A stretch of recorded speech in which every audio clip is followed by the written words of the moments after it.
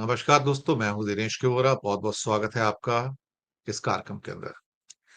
दोस्तों, आज बात करेंगे हम अपने परम मित्र गिरीश भाई जोशी से, जो आज हमारे साथ हैं। गिरीश भाई, बहुत-बहुत स्वागत है धन्यवाद आपका सर। इस प्रोग्राम के अंदर।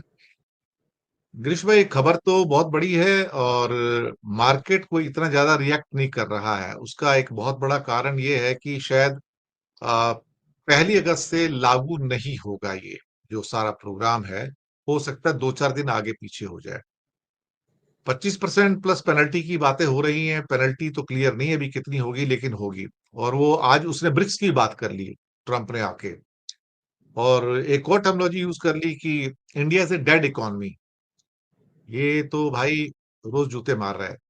एक छोटे से कुछ आंकड़े मेरे पास हैं, जो जॉब्स कितने जा सकते हैं, कितने आ सकते हैं, उसके बारे में मैं बताता हूँ थोड़ा सा आपको यहाँ पर, तो एक आइडिया हो जाएगा। मोबाइल फोन सबसे ज्यादा हिट होने जा रहा है। 1,22,000 करोड़ का एक्सपोर्ट है, 14.4 बिलियन का। एंटायर इकोसिस्टम साउथ इंडिया में डेवलप हो गया था। Millions will lose the job, क्योंकि टिम कुक को सीधा बोल दिया है कल ट्रंप ने फिर से, remove your production facility from India. अब टिम कुक के पास कोई रास्ता नहीं है। और 25% जो टैरिफ है प्लस पेनल्टी अनवायबल है, यहां बिक नहीं सकता। तो इट में शिफ्ट टू वियतनाम नाउ, जहां जिसकी 20% ड्यूटी है। टेक्सटाइल, कहने को 27,000 करोड़ का एक्सपोर्ट है, लेकिन उसमें जॉब्स बहुत ज्यादा हैं, करोड़ों लोग काम करते हैं, उन पे इफेक्ट पड़ेगा। डायमंड्स, 50 लाख लोग काम करते हैं सिर्फ सूरत में ही। करीब करीब 10 से 15 लाख लोग हैं इस पूरे बिजनेस के अंदर। इसके अलावा गुजरात के बाकी शहरों में और जयपुर में लाखों कारीगर कारीगर हैं, जो कटिंग पॉलिशिंग का काम करते हैं। तो उनके 1 लाख करोड़ के एक्सपोर्ट्स हैं। और 80% एक्सपोर्ट सिर्फ अमेरिका को है। इसलिए अमेरिका गया तो डायमंड पूरा का पूरा अंदर चला गया, क्योंकि कंजप्शन मार्केट वो है। फार्मा, 1,10,000 करोड़ का एक्सपोर्ट, यानी कि 12.7 billion. Millions of jobs will be lost. Marine products, जिसको लोग सोचते नहीं है, कहने को 17,000 करोड़ का एक्सपोर्ट है, लेकिन मिलियंस ऑफ फिशरमैन, लाखों फिशरमैन जो हैं, जो झींगा इकट्ठा करते हैं, श्रिम्प वगैरह इसको कहते हैं, और फिर उसको प्रोसेस किया जाता है और आगे भेजा जाता है। खासतौर से साउथ में ये इंडस्ट्री बहुत सफर करने जा रही है। मशीनरी, लोग सोचते नहीं कि हमारे से बहुत छोटी छोटी मशीनरी जाती है। हजारों ऐसे कारखाने छोटे छोटे से, जहां एग्रीकल्चर की मशीनरी बनती है, बाकी मशीनरी बनती है, खराद की मशीनें बनती हैं। और ये 60,000 करोड़ का एक्सपोर्ट है, $7 बिलियन का। इसमें भी लाखों करोड़ों लोग काम करते हैं। ऑटो पार्ट्स, सिर्फ 24,000 करोड़ का एक्सपोर्ट है, लेकिन इंडिया में सबसे ज्यादा अगर यूनिट कोई है ऑटो पार्ट्स के, वो हर जगह आपको मिल जाएंगे। छोटे छोटे पार्ट्स बनाने वाले सैकड़ों हजारों यूनिट्स हैं इंडिया के अंदर। आईटी सेक्टर का अगर बुरा हाल है, सबको पता है। 50 लाख लोग काम करते हैं और 2 साल में कह रहे हैं अभी 25 लाख हो जाएंगे। टीसीएस का 12,200 वर्कर को निकालना सिर्फ एक शुरुआत है। माइक्रोसॉफ्ट ने पिछले हफ्ते 12,000 लोग निकाले हैं। मुझे लगता है कि एआई बहुत सारे जॉब्स को खाने जा रहा है। छोटा सा खाका मैंने पेश किया है। गिरीश भाई, ये दिवाली तो काली दिवाली होगी, क्योंकि सरकार के पास कोई ऐसा रास्ता नहीं है कि आप जॉब्स को प्रोटेक्ट कर सको, और इतने सारे जॉब्स को इतने सारे सेक्टर्स को प्रोटेक्ट कर सको। अल्टीमेटली $87 बिलियन का एक्सपोर्ट सिर्फ अमेरिका को इम्पैक्ट होने जा रहा है, और बचने का कोई चांस नजर आता नहीं है। क्या करेंगे गिरीश भाई? सर, ये पूरा एक पिक्चर जो हम लोग देख रहे हैं, उसमें ऐसा देख रहे हैं कि अगर अमेरिका ने हमसे धंधा नहीं किया तो हम बर्बाद हो जाएंगे।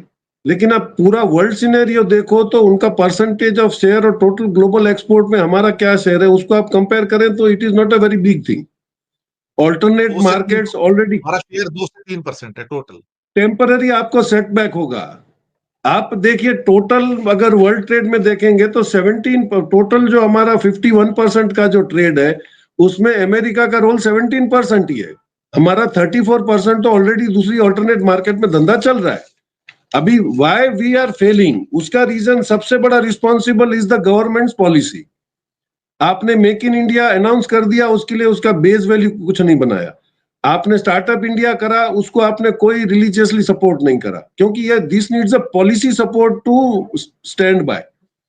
तो आपने जो पॉलिसियां बनाई उसके वजह से आपकी, और आपने पॉलिटिकल गलतियां करी, इंटरनेशनल रिलेशंस में गलतियां करी।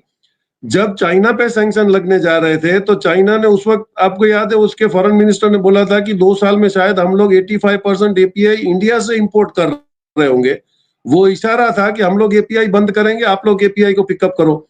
आपने यहाँ पे पीएलआई स्कीम बना के फार्मा वालों को पैसा तो दे दिया, वो खा के चले गए, वो उसका क्या हुआ? Nobody takes the report.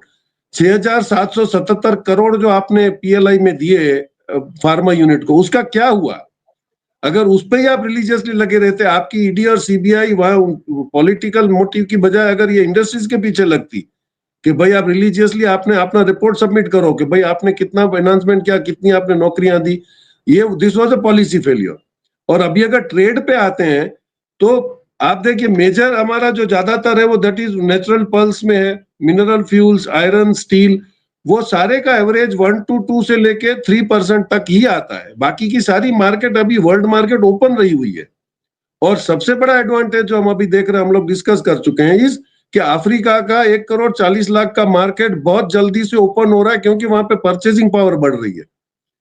तो ये जो हमारी एम्बेसी में जो बंदे बैठे हुए हैं, जो वहां पे चाचा मामा के लड़कों को तुमने बिठाया है, व्हाट इज देयर ड्यूटी? उनके वहां पे जो बिजनेस अटैची होता है उसको वहां का जियोपॉलिटिकल और ये फाइनेंशियल रिपोर्ट देना होता है। ही शुड इनकलकेट कि भाई आप लोग आके ये इंडस्ट्रियां डालिए, ये करिए। हम लोग पर्सनल लेवल पे कहीं जाते हैं तो वी आर कॉलिंग पीपल कि आप लोग बिजनेस करें, वहां पे करें, बहुत अच्छा अपॉर्चुनिटी है। तो हम लोग की पूरी मशीनरी जो है वो लिटरली पूरी खत्म हो गई है। They are not there to do. ये भारत माता की जय बोलने से देशभक्ति नहीं खड़ी होगी। देशभक्ति जब खड़ी होगी चाइना की तरह कि हर आदमी ये समझे कि मेरे को देश के लिए कुछ करना है।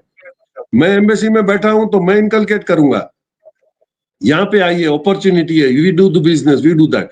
तो ये जो नैरेटिव है वो टेम्पररी हमको सेटबैक तो मिलेगा, लेकिन ये माइंडसेट जो हो गया है कि अमेरिका पूरे वर्ल्ड का बड़ा बड़ा मार्केट में है, वो ऐसा कुछ है नहीं। आप देखिए उसकी खुद की पोजीशन भी तो खराब है। अभी मैं आपको कुछ आंकड़े दे दूं तो हमारे, आप देखिए फूड सिक्योरिटी की सिस्टम्स में जो चलता है अमेरिका में, पूरा इनका वो फूड स्टैंप बोलते हैं। अब हमारी और उनकी पॉपुलेशन में परसेंटेज वाइज कंपेयर करें, वो 34 करोड़ है, तो उनका भी 2.7% लोग फूड स्टैंप पे जी रहे हैं, हमारे भी उतने ही जी रहे हैं। लेकिन उनका स्पेंडिंग्स वगैरह जो है उसमें कॉरपोरेट्स को under income tax rule 501(c)(3 उनको कैश में अगर वो डोनेशन देते हैं तो 60% एग्जम्पशन मिलता है, और नॉन कैश में है उसमें 30%। तो आपने यहाँ पे सीएसआर में जो पैसे उठा लिए बॉन्ड में, वो पैसे सारे गरीबों के वेलफेयर के लिए थे, वो भी आपने वहां एक तीसरी गलती करी। तो आपने इंसेंटिव्स क्या दिए हैं कि लोग वेलफेयर का काम करें, नौकरियां बढ़ाएं, प्रोडक्शन बढ़ाएं? ना आपका कोई मार्केटिंग सेटअप है। आपके एक्सपोर्ट प्रमोशन काउंसिल्स बैठे हुए, उन्होंने कितने लोगों को धंधा दिया? आरटीआई आपने बंद कर दिए। आप एक्सपोर्ट काउंसिल से पूछिए कि भाई आप वर्ल्ड में जाके घूम के आते हो, धंधा ढूंढते हो, आपने कितने लोगों को काम दिया, कितने लोगों को आपने धंधा दिया? सो आई थिंक ये हुआ, वी विल सर्वाइव। हम लोग ने कभी, एक देखिए हमारा जो नेचर है इंडिया का, वो जब तक डंडे नहीं पड़ते हम लोग काम नहीं करते हैं। आपको दो एग्जांपल दे दूं, कारगिल की वॉर में हमको जीपीएस का सपोर्ट देने से मना कर दिया था अमेरिका ने, तो हम लोगों ने सडनली नाविक बना लिया, और नाविक हमको बाद में काम आया है। वही हुआ क्रायोजेनिक इंजन में, जब thanks to doctor Abdul Kalam, जब उनको बोला गया कि क्रायोजेनिक नहीं देंगे, तो डीआरडीओ और इसरो ने मिलकर क्रायोजेनिक इंजन भी बना लिया। तो हम लोग काम तो करते हैं, लेकिन ये है कि हमारे पीछे कोई डंडा लेके खड़ा होना चाहिए। तो सरकार को वो डंडा लेके इसलिए खड़ी रही कि भाई आप पैसा हमको कैसे दे सकते हो। यही आपने डेवलपमेंट में अगर काम किया होता तो आज ये पोजीशन नहीं होती। और अभी भी time is not law, we have to search for other markets. Consumers पूरे वर्ल्ड में है, और अमेरिका को खुद को भी तो गरज पड़ेगी। उसने अगर सारों से दुश्मनी कर ली है तो वो माल उसको देगा कौन? और हम लोगों को अभी स्टैंड बहुत क्लियर करने का टाइम आ गया, whether we are going with BRICS और नॉट गोइंग विद ब्रिक्स। सारे चले गए ब्रिक्स के साथ, डायरेक्टली और indirectly 24 nations have agreed to their working, और वो नहीं बोल रहे हैं कि आप हम कॉमन करेंसी ला रहे हैं। आप देखिए छोटे छोटे कंट्रीज, बुर्किना फासो जैसे अफ्रीका में, दे आर कलेक्टिंग गोल्ड, क्योंकि फ्यूचर में जो भी करेंसी आएगी वो गोल्ड बेस्ड आएगी, आपकी वैल्यूएशन उस पर होगी। तो we have to start working on that base कि हम लोग भी गोल्ड बेस्ड करेंसी के लिए कितने तैयार हो रहे हैं। ये हमारा फ्यूचर प्लानिंग होना चाहिए, ना कि अभी अमेरिका ने हमारे से धंधा खो दिया, हमको दादागिरी करी। अमेरिका को आप बताइए हमारे सिवा किस कंट्री ने झुक के दिया है? आप डिले कर रहे हो, आप प्रोसेस में बता रहे हो, लेकिन वो ग्राउंड पे दिखना चाहिए कि हम लोग भी बहुत स्ट्रांग है। 140 करोड़ है, दुनिया को हमारी गरज है, हमको किसी एक कंट्री की गरज नहीं है जी। आपने नाविक की बात की तो मैं दर्शकों को ये बता दूं कि नाविक फेल हो गया है इस टाइम। उसका कारण ये था कि 11 में से 7 सैटेलाइट काम ही नहीं कर रहे इंडिया के। और इसरो से सवाल पूछे जा रहे हैं कि इतना घटिया सैटेलाइट को छोड़ते कैसे हो, कि किसी की तो एटॉमिक क्लॉक खराब होगी, किसी का कुछ और खराब हो गया, किसी का ट्रांसपॉन्डर खराब हो गया। 7 सैटेलाइट्स आर डेड। और इवन इंडियन आर्मी और इंडियन एयरफोर्स और नेवी ने नाविक का यूसेज स्टॉप किया है। ये पार्लियामेंट के अंदर इस हफ्ते बताया गया है मिनिस्टर के द्वारा। ये हाल हो गया है। और अब फिर से कोशिश की जा रही है कि कुछ नए सैटेलाइट छोड़े जाए और नाविक को दोबारा से लाया जाए। तो वेरी बैड स्टेट ऑफ नाविक एक्चुअली। एक चीज मैं यहाँ पर बताना चाहूंगा कि भारत को सिर्फ गुड्स के एक्सपोर्ट की बात नहीं, India is very strong in services also. और भारत का करीब करीब $200 बिलियन का जो एक्सपोर्ट है वो सर्विसेज का भी है। वो बहुत स्ट्रांग है, जिसमें सॉफ्टवेयर और बाकी कंसल्टेंसी फाइनेंशियल सर्विसेज आता है, वो एक्सपोर्ट होता है। इसमें से $110 बिलियन जो है 200 में से जो 55% है वो अमेरिका को जाता है। अमेरिका सबसे बड़ा कंज्यूमर है सर्विसेज का इंडिया का। उसके बाद ईयू आता है जो $51 बिलियन पे है। फिर ब्रिटेन आता है जो $35 बिलियन पे है।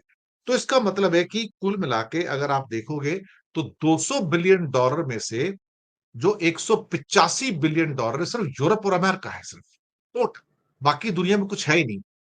ये बड़ी दुखदायी बात है कि हम सिर्फ, अब मुसीबत ये है कि अगर अमेरिका सैंक्शन लगाता है तो यूरोप भी सैंक्शन लगा देता है। ये बड़ी दिक्कत है वहां पर, वो भी रोक देते हैं। तो हमारे लिए $200 बिलियन का एक्सपोर्ट खतरे में आ चुका है, बिल्कुल टोटली।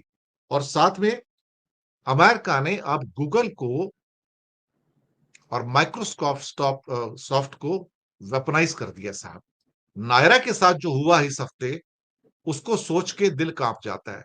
यानी कि उसकी मेल्स रोक दी। मेल्स का सारा का सारा नायरा एनर्जी का फॉर्मेशन पूरा रुक गया। उसकी जितनी फाइल्स थी वो सारी रुक गई माइक्रोसॉफ्ट के ऊपर, जो विंडोज पर थी या आपकी MS वर्ड में थी, पीपीटी वगैरह थी जो पावर पर, वो भी ब्लॉक कर दिया गया उसके द्वारा। ये पहली बार एहसास हुआ है कि Microsoft and Google can be used as a weapon by America sir. हमने इस बारे में कभी सोचा नहीं था, क्योंकि हमने तो कोई माइक्रोसॉफ्ट और गूगल पैदा ही नहीं किया। इस मामले में मैं चाइना की तारीफ करूंगा। उन्होंने अपना गूगल भी पैदा किया, यूट्यूब भी पैदा किया, उन्होंने अपना मेल सिस्टम भी पैदा किया, साथ में उन्होंने अपना इंस्टाग्राम भी पैदा किया। उन्होंने सब कुछ अपना कर लिया, अपने सर्वर बनाए, और वो अमेरिका पे डिपेंडेंट नहीं था। आज नायरा के साथ ही हुआ है। तो कब को हो सकता है गिरीश भाई, ये आपका और मेरा भी मेल एड्रेस ब्लॉक करेंगे तो यूट्यूब ब्लॉक हो जाता है, हम कुछ भी नहीं कर पाएंगे।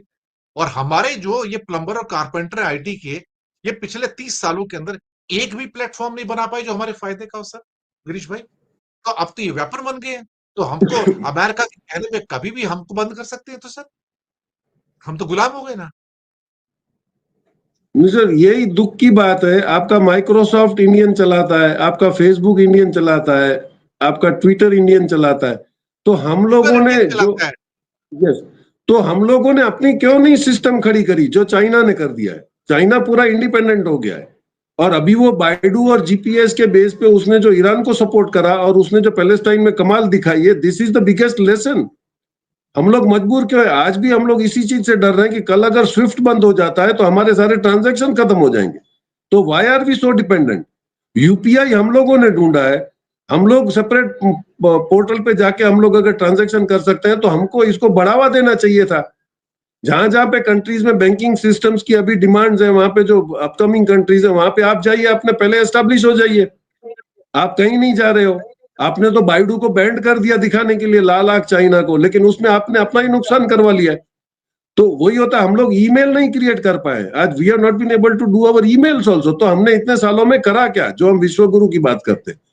तो जब तक हम अपने आप को सस्टेनेबल नहीं बनाएंगे, और वो बनने के लिए आपको डेडिकेटेड ऑफिसर्स चाहिए, आपकी पॉलिसी पब्लिक फ्रेंडली चाहिए, इन्वेस्टमेंट फ्रेंडली चाहिए। ये जब तक माइंडसेट आपका चेंज नहीं होगा, हम लोग डिस्कस करते रहेंगे तो देश पीछे रह जाता है। उसमें आपकी पॉलिसियों की गलती है, एंटरप्रेन्योर्स की नहीं है।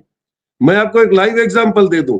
अभी मैं 2 दिन कल मैं भरत अपना बहादुरगढ़ में था, हरियाणा में। Fortunately we visited one very small entrepreneur. वो अपना, I think I am just forgetting his name, ये सचिन मित्तल करके, यंग एंटरप्रेन्योर, और वो एक इंडस्ट्री चला रहा है येलो हार्ट के नाम से। उसका बिल्कुल व्हेन वी मेट, उसका पूरा ओपिनियन हमको अलग लगा। उसने बोला कि मैं ये चाहता हूं कि हमारे यंगस्टर्स बिल्कुल प्योर चीजें खाएं। तो वो कोल्ड प्रेस सारे ऑयल्स बनाता है, ग्राउंडनट के, सोयाबीन के, इसके, और जो ड्राई फ्रूट भी लाता है वो एसोर्टेड अफगानिस्तान यहाँ वहां से लाके उसको बेस्ट ऑफ द क्वालिटी में वेरी लेस प्रॉफिट पे वो सप्लाई देता है। और he is hiring the people, door to door आप जाइए, आपको आप बेच के आइए और प्रॉफिट कमाइए। He is doing a tremendous business, क्योंकि आपने किसी आदमी को 100 रुपए का माल था वो 90 रुपए में दे दिया, वो बेच के 10 रुपया दूसरे दिन आके फिर वो 90 का लेता है और ये बिजनेस करता है। This is door to door a big employment business. और जब मैंने पूछा कि भाई वेलफेयर के लिए आप क्या करते हो, तो उसने बोला सबसे पहले मैंने शुरू यही करा कि मैं अपने एम्प्लॉइज और उनको रिलेटिव्स को मैं सारे प्रोडक्ट फ्री देता हूँ, तो वो कम से कम चैरिटी बिगिंस एट होम की वो लोग खा के कम से कम हेल्दी रहे, और दे सेंड द मैसेज कि भाई अच्छा खाओ। फिर उसने बोल दिया कि रिफाइंड ऑयल में और कोल्ड प्रेस ऑयल में कितना ज्यादा फर्क है, कि भाई वो आप खाते हो that is damaging the health, cold press में आप खाते हो that is good for health. और वो पूरा जो सिस्टम उनसे लगा है कि is educating and selling the material. तो ऐसे एंटरप्रेन्योर्स इंडिया में हैं जिनको एनकरेज करना चाहिए, उसकी बजाय हमारी पॉलिसियां उनका गला दबा रही हैं। तो ये जो सिस्टम हम लोग चेंज करेंगे तो ऑब्वियस है, मार्केट 140 करोड़ तो हम खुद ही हैं सर, हम लोग खुद ही सस्टेन कर पाते हैं। और अमेरिका जितना सोशल वेलफेयर पे खर्चा करता है, उसने $2000 जो दिए अनएम्प्लॉयमेंट, उसका उनका आउटकम क्या था? वो तो चरसी और गंजेड़ी हो गए सारे के सारे। कम से कम हमारा यूथ कोरोना में भी ये नहीं हुआ। आज इंजीनियर था तो उसने कम से कम रेकड़ी निकाल ली, पकोड़े बना लिए, कोई ओला उबर की गाड़ियां चलाने लगा। तो वो जो एंटरप्राइजिंग नेचर हमारे इंडिया का है, इसको चाइना की तरह एक्सप्लोर करने की जरूरत है, and I think we are not weak in that sector.